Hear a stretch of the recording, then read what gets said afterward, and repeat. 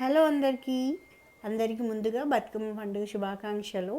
ఇదైతే మన ఎంగిలి పువ్వు బతుకమ్మ అంటారు, మొదటిగా వచ్చే బతుకమ్మని.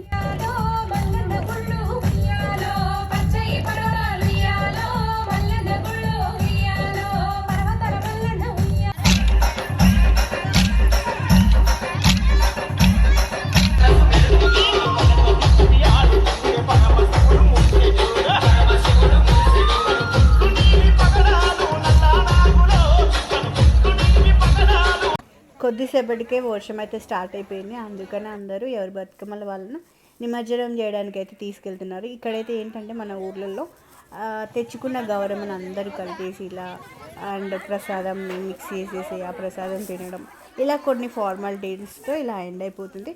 మీ ఊర్లో ఏం జరుగుతుందో అనేది నాకు కామెంట్ చేయండి. అండ్ మా బుడ్డిగా చూసారా వర్షంలో ప్రసాదం తింటూ ఎంత ఎంజాయ్ చేస్తున్నారో.